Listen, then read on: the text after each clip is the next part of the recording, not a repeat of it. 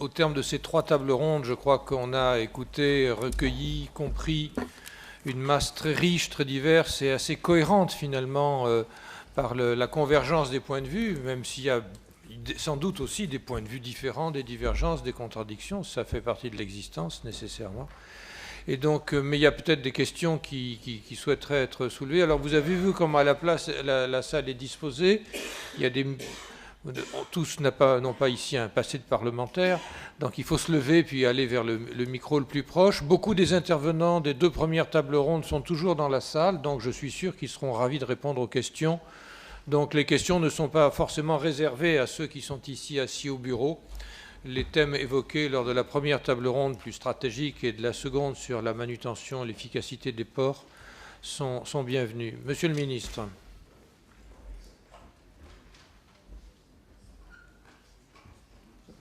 Oui, c'est plus une observation qu'une question. D'abord, la satisfaction, ça fait longtemps que les uns et les autres n'avons pas assisté à un colloque sur les ports qui soit un colloque de déploration, de constat que les choses vont de plus en plus mal, qu'on perd des parts de marché, qu'on ne fait pas ce qu'il faudrait. Bon, il y a encore beaucoup de choses à faire, mais la tonalité générale de ce colloque est quand même que depuis la réforme et l'usage qui en a été fait sur le terrain, les choses commencent à s'améliorer de façon souvent significative. Et je pense qu'il faudrait aussi profiter de ce colloque pour tordre le cou à une vérité qu'on nous assène et qui en réalité est une fausse vérité. À savoir que plus de la moitié des conteneurs qui sont nécessaires et utilisés par l'économie française passent par des ports étrangers. C'est faux en ce sens qu'on ne le sait pas. On ne le sait pas pour la bonne raison que depuis plusieurs années et la suppression des contrôles douaniers aux frontières, on a des mesures très insuffisantes des flux de marchandises à l'intérieur de l'Europe et notamment des mouvements de conteneurs. Et d'ailleurs, les professionnels qui s'expriment sur le sujet donnent des évaluations qui varient d'au moins 1 à 2 millions de conteneurs sur le total. Donc, nous nous faisons du tort à nous-mêmes et nous colportons une image qui est probablement déformée et pire que la réalité. Et puis, il faut avoir à l'esprit un correctif. Ce correctif, c'est celui de la géographie. Moi, je suis un Lorrain, j'ai été parlementaire de Lorraine il y a bien longtemps, et quand on est Lorrain ou Alsacien, ou Franc-Comtois, quand on est à Besançon, à Mulhouse, à Strasbourg, à Nancy, à Metz, à Thionville, à Longwy, qui est mon pays, on est plus près de la mer par la Moselle, le Rhin et les ports de la mer du Nord qu'on ne l'est des ports français, fussent-ils de Dunkerque ou du Havre. Donc il faut avoir cette notion présente à l'esprit. Il n'est pas antinaturel, je ne parle pas de la situation en Île-de-France, c'est autre chose, mais il n'est pas antinaturel qu'une part importante des trafics du quart nord-est de la France soit assez attirée par les flux et l'organisation, les modes terrestres et notamment fluviaux et les ports de la mer du Nord. Voilà les quelques observations que je souhaitais faire à ce stade. Merci. Avec un brin d'optimisme, merci beaucoup. Oui. Qui veut poser des questions? Monsieur, je vous en prie.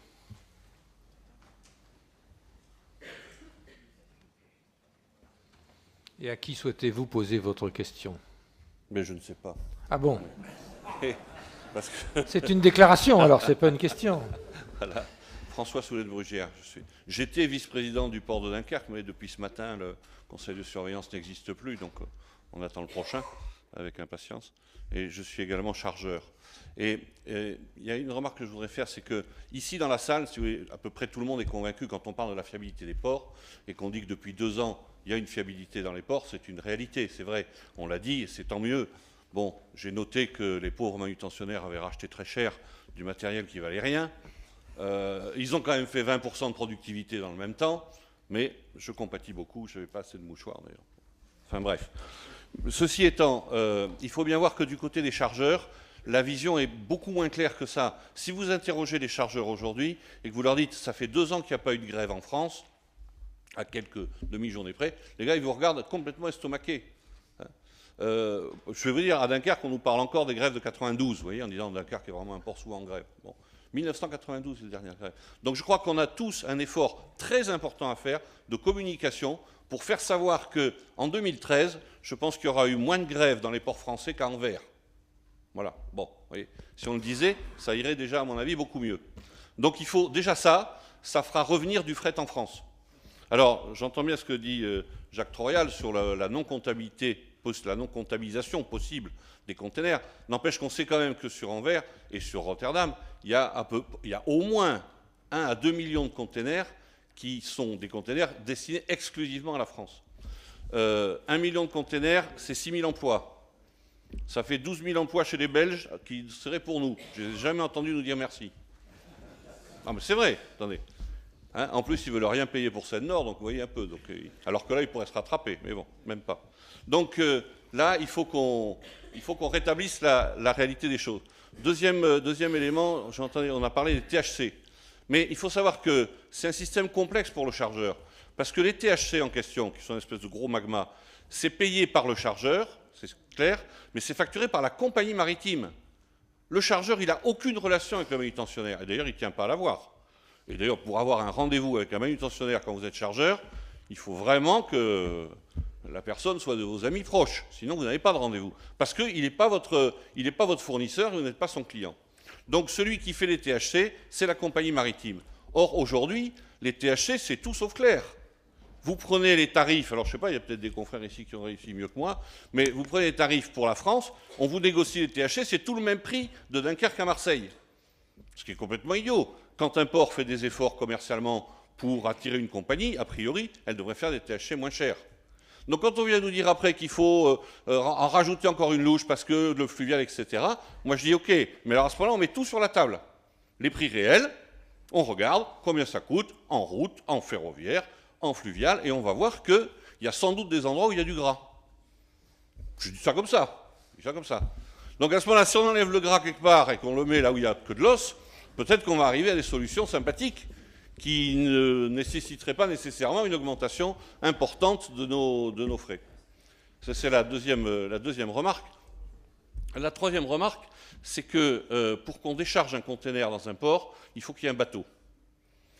Et avec l'agrandissement des bateaux, hein, qui sont passés, quand j'étais jeune, à 1500 TEU, on avait un grand bateau. Aujourd'hui, à 1500 TEU, on a un petit feeder. Bon. Et donc, mais les chargeurs, ils n'ont pas augmenté de taille aussi vite que ça. Autrement dit, un chargeur qui est capable, dans un port français, de débarquer 200 TEU par semaine, il n'y en a déjà pas beaucoup. Il y en a même assez peu. Hein, bon, il y en a quelques-uns, mais bon, pas tous. Bref, avec 200 TEU, il y a 10 ans, vous faisiez 5% du bateau. Avec 200 TEU aujourd'hui, vous faites un petit pourcent du bateau. Donc, les chargeurs ont le très net sentiment qu'on a de moins en moins de poids vis-à-vis de l'armateur pour lui faire passer le bateau quelque part. Alors, j'entends bien les armateurs qui disent « mais je ferai venir mon bateau s'il y a des containers ». Mais nous, on ne va pas mettre les containers sur le quai en attendant qu'il veuille bien faire passer un bateau. Surtout si c'est pour nous le retirer 8 mois après. Je ne donne pas de nom de compagnie, mais certains voient certainement de qui je parle. Donc, vous voyez, il y a ce problème, ce cercle vicieux, si on peut dire. Mais d'un autre côté, si on veut bien mettre autour d'une table, effectivement, les compagnies maritimes, les gros chargeurs, avec l'idée qu'il y a quand même beaucoup d'emplois à récupérer, peut-être qu'on peut arriver à faire mieux. Parce qu'il y a de la capacité. Il y a de la capacité au Havre, il y a de la capacité à Marseille, à Dunkerque, n'en parlons pas. Donc, et puis bien sûr, Nantes, La Rochelle, etc. Bon. Bref, il y a beaucoup de capacités disponibles en France. Il faut que les compagnies y viennent. J'entends bien ce qu'elles disent. Elles disent aussi, et ça a été dit pour le ferroviaire, c'est qu'à partir du moment où on met une ligne, ben, le compteur tourne. Et le chargeur est une bête peureuse. Donc il met un conteneur pour voir si ça marche, puis il attend 2 semaines, puis il remet un autre conteneur, et puis il se fâche un peu, puis il revient, enfin bref. C'est vrai que l'aide au lancement est quelque chose d'important, et que ça, il faut qu'on en parle sérieusement. Voilà. Le dernier point, si vous permettez, sur le transport multimodal, et particulièrement sur le transport ferroviaire, c'est vrai qu'on n'a pas la chance d'avoir des grands fleuves qui peuvent nous amener très loin, comme c'est le cas dans les ports du Nord, et donc il faut impérativement qu'on ait à disposition un transport ferroviaire de bonne qualité. Et la première chose qu'on demande, c'est la fiabilité. Si on remettait la fiabilité, sans mettre 1 €, on aurait déjà beaucoup plus de fret sur nos lignes. Oui. Ça, c'est le vrai problème. Alors bien sûr qu'il faut des aménagements. Et puis, si on voulait bien dire un jour que ce serait pas mal de remettre des autocars en milieu de journée pour laisser des sillons pour le fret, on aurait aussi gagné pas mal. Et ça coûterait rien. Voilà.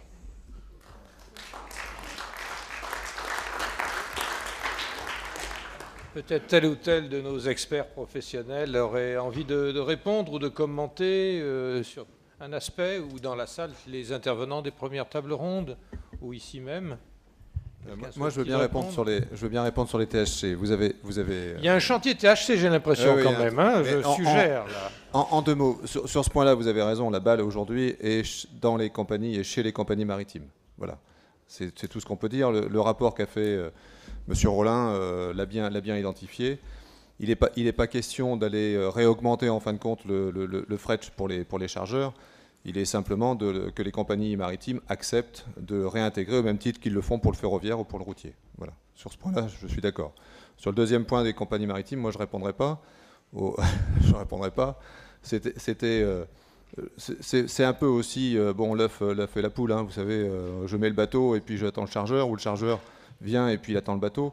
Je crois que ça, c'est un peu compliqué. Reprocher à des compagnies maritimes de ne plus s'arrêter, ou de ne s'arrêter que 8 mois et puis de remettre en cause leur service. Bon, c'est des préoccupations tout simplement comme celles que vous avez certainement dans votre entreprise. Ce sont des préoccupations économiques. Et c'est pour ça qu'ils changent de temps en temps ce qu'on appelle les lignes et les trades, hein, tout simplement. Voilà ce que je peux dire.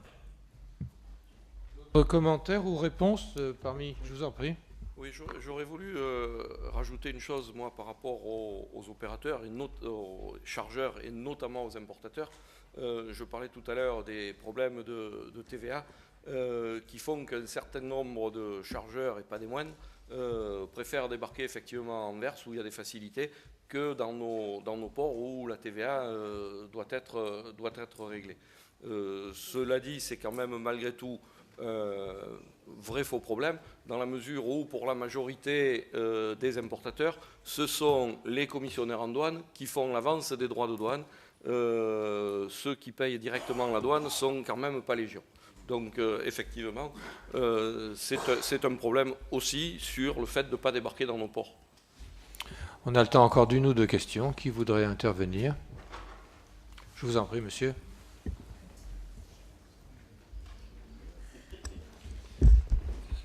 Labelli, compagnie fluviale de transport. Nous avons évoqué plusieurs fois la question de la chatière dans les premières sessions, deuxième session.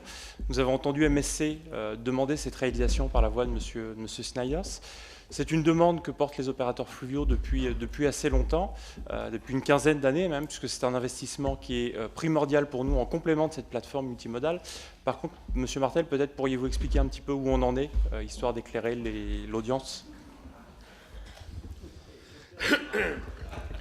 Soyez pédagogue, s'il vous plaît, pour ceux qui ne savent pas tout du secret des chatières.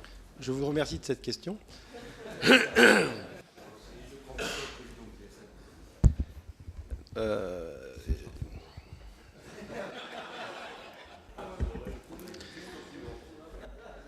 Port 2000 a été construit, enfin la construction de Port 2000 a été décidée, je ne vais pas pouvoir répondre, j'ai plus de voix, a été décidée dans les années 90, à une époque où le transport fluvial de conteneurs n'était encore qu'un projet, ou vraiment démarrait. À une époque, il a fallu faire des économies, comme souvent dans des grandes infrastructures, et donc il n'y a pas eu d'accès direct de construit à Port 2000 au moment où cette infrastructure de l'ordre du milliard d'euros a été construite. Donc l'origine du problème, elle est là, très clairement. Ensuite, le transport fluvial s'est développé, assez rapidement d'ailleurs, hein, croissance à 2 chiffres, depuis un an, c'est plus le cas, ça baisse, mais pendant 15 ans, on a eu une croissance très très forte du transport fluvial de conteneurs sur la Seine. Et il a bien fallu trouver des solutions opérationnelles pour faire face à cette situation. Christian Pasquetta vient de partir, mais c'est l'artisan de la solution la plus pragmatique et efficace qui est permis de répondre à ce besoin, à savoir la création d'une navette ferroviaire entre Port 2000 et un terminal intérieur où les barges peuvent être chargées. Donc cette navette a été mise en place avec un énorme soutien public. D'ailleurs, je crois que 80% de l'investissement a été financé par le secteur public, mais Marc Papinotti le sait mieux que moi parce qu'il était à la manœuvre.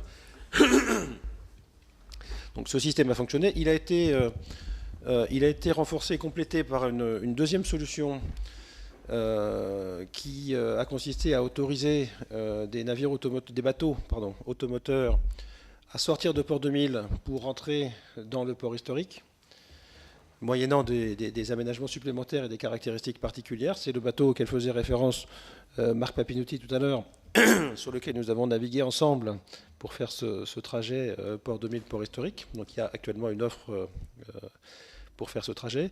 Et enfin, la possibilité a été donnée pour des embarcations hybrides, je ne sais pas s'il faut dire des navires ou des bateaux, mais avec une division spécifique qui permettait à ces bateaux de sortir de Port 2000 pour entrer dans l'estuaire de la Seine.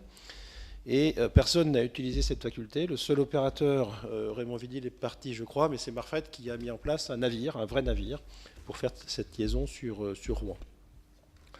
Voilà, la situation aujourd'hui, c'est que 50% du trafic de Port 2000 sort par ces routes nord et routes sud, et le reste, effectivement, passe par la SAITH. La question de la construction d'une écluse a été assez longuement étudiée dans les débuts des années 2000 et a été inscrite au SIACT de 2003 d'ailleurs, pour dire les choses de façon tout à fait transparente. Investissement estimé à 250 millions d'euros, compté 450 après la réalisation, dont je plaisante, mais voilà. Et effectivement assez compliqué à venir ajouter sur un plan masse déjà existant, qui croise un certain nombre d'infrastructures routières, ferroviaires, et qui nécessite le creusement d'un canal. Je crois que je peux dire sans me tromper que mes prédécesseurs ont tout fait pour que ce projet n'avance pas trop vite. Et pour être honnête, voilà, donc clairement le Port du Havre a fait de la résistance sur ce dossier parce qu'il ne souhaitait pas que l'écluse puisse être construite. Il y a eu tout un tas d'études qui ont été faites qui peinaient quand même à démontrer une rentabilité ou un intérêt financier clairement, même socio-économique, sur un tel investissement. Puis a été prise la décision, pardon je suis un petit peu long mais le sujet est complexe, a été prise la décision de construire le chantier multimodal qu'on évoquait tout à l'heure, donc plateforme multimodale reliée aux terminaux portuaires et à l'ensemble de la zone industrielle, à la fois par la route et par le fer. Plateforme qui a été construite pour à la fois traiter l'interface mer-fer et l'interface mer-fleuve. L'idée étant que le système a été construit pour que le coût, et je réponds un petit peu à M. Vialel au travers, pour que le coût, j'aime pas employer le terme de brouettage, parce que brouettage au Port du Havre, ça a une connotation routière et comment dirais-je, un peu d'un prix assez élevé. Mais pour que la navette ferroviaire entre les terminaux et ce chantier multimodal, et en fait même pour que l'ensemble du système de transfert ne coûte pas plus cher que le système précédent de la SAITH. Donc c'est comme ça que ça a été construit. Et c'est comme ça que c'est en train d'être mis en œuvre, avec effectivement deux incertitudes qui demeurent, la question de l'emploi docker et donc du coût de la main-d'œuvre sur la plateforme multimodale, c'est votre affaire, messieurs les actionnaires de LHTE, bon courage.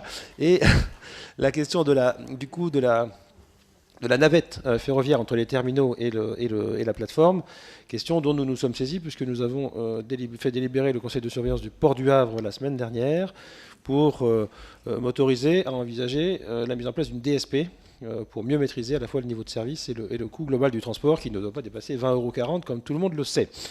Voilà, donc on en est là, à la fin du mois à la fin de l'année 2014, ce chantier multimodal sera mis en place. Il a un business model qui intègre du transport ferroviaire et du transport fluvial. Ça n'épuise pas la question de l'accès direct à Port 2000, bien entendu. Ça épuise presque le directeur du port, mais ça n'épuise pas la question de l'accès direct à Port 2000. Et dès mon arrivée, c'est un sujet qui a 10 ans d'ancienneté quand même, et ça se bonifie avec le temps, ce genre de sujet. Donc j'ai pris l'initiative d'organiser une assez large concertation. Les réunions durent entre 6 et 8 heures, pour mettre à plat l'ensemble de cette question à la fois au plan opérationnel, au plan des coûts, au plan de l'investissement, au plan de la pertinence, voilà, où tout le monde s'exprime d'ailleurs assez librement.